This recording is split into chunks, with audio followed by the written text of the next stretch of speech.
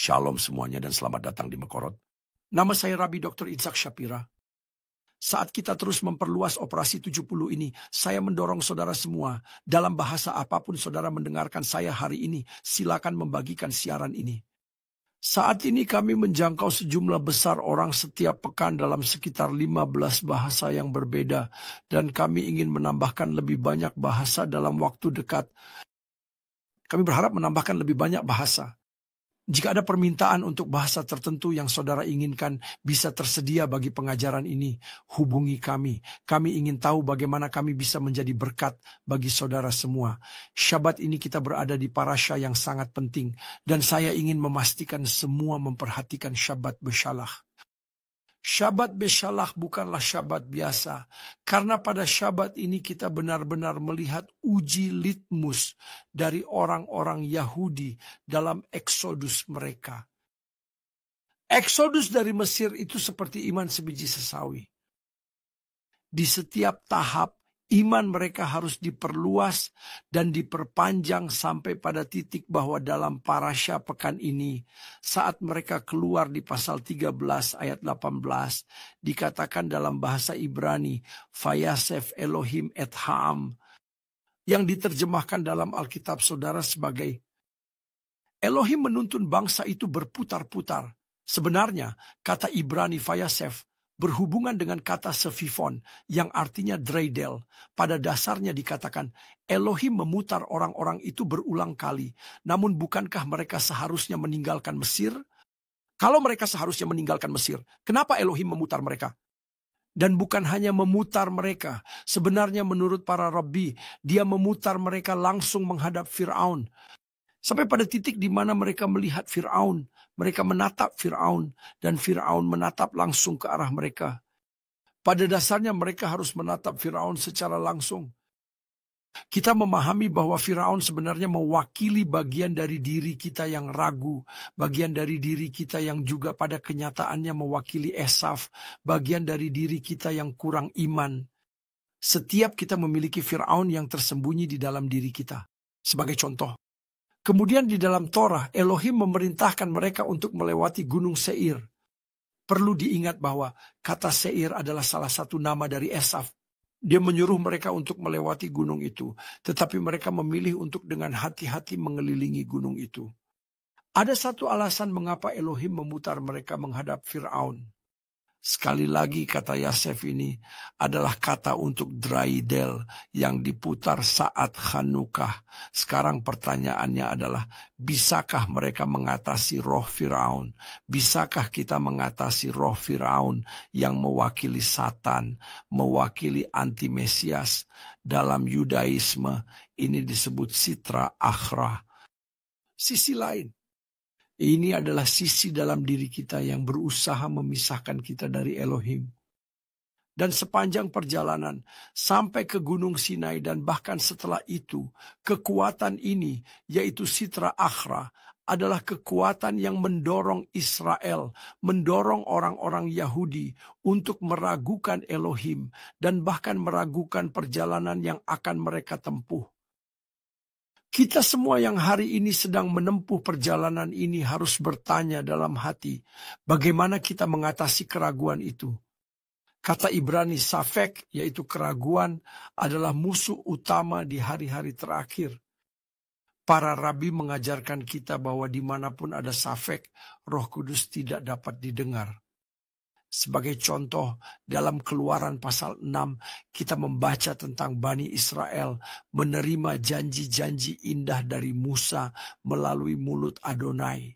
Dan dikatakan bahwa mereka tidak mendengarkan janji-janji itu karena sefek mereka, karena keraguan mereka. Bagaimana kita mengatasi keraguan? Inilah hal yang sangat penting tentang parashat Beshalach yang harus kita perhatikan. Pertama, jika saudara ingin mengatasi keraguan dalam hidup saudara, saudara tidak bisa lari dari menghadapi masalah-masalah tersebut. Semua harus memahami ini. Masalah-masalah itu, yakni Yetzer hara, Satan, kecenderungan jahat, tidak akan pergi kemana-mana. Faktanya, satu-satunya cara untuk mengatasi mereka adalah melakukan yang Yakov, bapa leluhur kita lakukan. Ingat prinsip penting yang selalu saya ajarkan kepada saudara. Maase avot siman lebanim. Tindakan para leluhur kita merupakan petunjuk bagi kita hari ini. Yakub tidak lari dari malaikat Esaf. Sebaliknya dia menghadapinya, menantangnya, bergulat dengannya. Dan akhirnya dia tidak melepaskannya sampai dia memberkatinya. Ketahuilah, dia ingin Satan mengetahui bahwa berkat itu miliknya.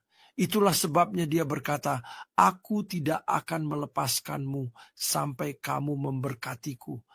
Dia tidak menginginkan berkat dari pangeran kegelapan. Dia sebenarnya ingin pangeran kegelapan mengakui bahwa dia memang anak perjanjian karena musuh tersebut adalah seorang pembohong dan pencuri. Jadi kita harus memahaminya. Pertama, kita tidak bisa lari dari masalah kita. Perhatikan Yunus, dia coba melarikan diri. Hal itu tidak berhasil. Musa juga mencoba melarikan diri. Itu tidak berhasil.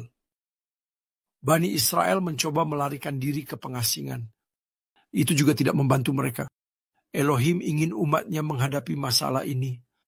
Contohnya dalam kitab Kisah Para Rasul pasal 1. Mereka yang percaya ingin melarikan diri, yaitu orang-orang Yahudi Mesianik. Mereka berkata kepada Yeshua, apakah engkau datang untuk memulihkan kerajaan? Kembali kepada kami, kembali kepada Israel. Dan dia berkata, tidak, kamulah yang akan mengungkapkan kerajaan itu. Kamulah yang akan segera mendirikan kerajaan itu. Namun aku akan memberimu alatnya. Dan alat ini adalah Roh Kudus. Roh Kudus akan membantumu, namun aku tidak akan melakukan pekerjaan itu bagimu. Ini sangat penting dan sangat signifikan untuk kita pahami. Bagaimana kita menghadapi Yetzer Hara?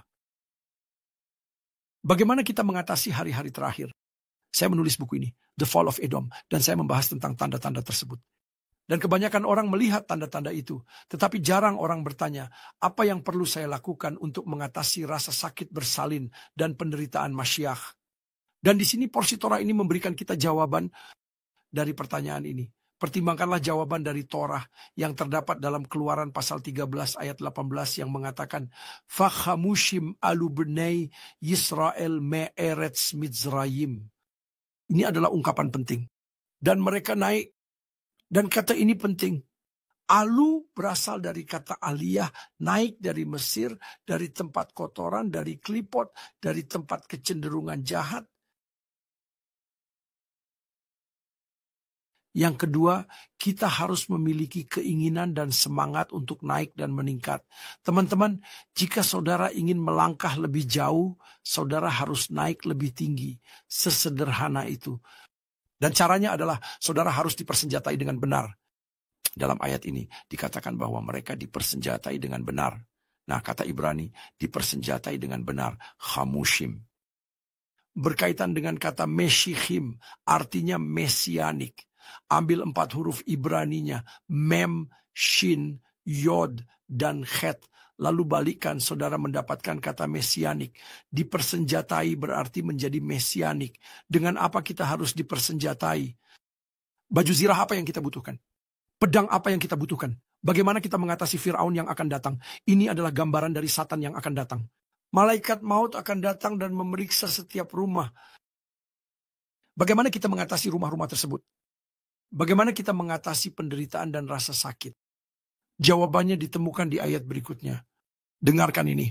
Dikatakan, dan Musa mengambil tulang-tulang Yusuf yang telah meminta Bani Israel bersumpah dengan mengatakan, Elohim pasti akan memperhatikan kamu, maka kamu harus membawa tulang-tulangku dari sini. Apakah saudara perhatikan ungkapan, Elohim pasti akan memperhatikan kamu? Ini penting. Kita harus memahami ini.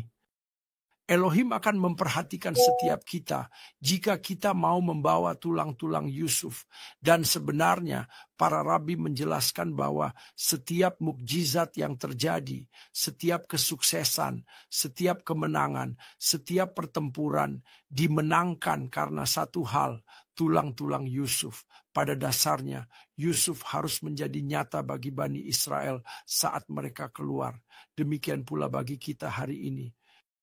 Satu-satunya cara kita bisa melaksanakan pertempuran ini dan menang melawan Fir'aun, melawan kecenderungan jahat, melawan Yetzer Hara adalah dengan membawa tulang-tulang Yusuf.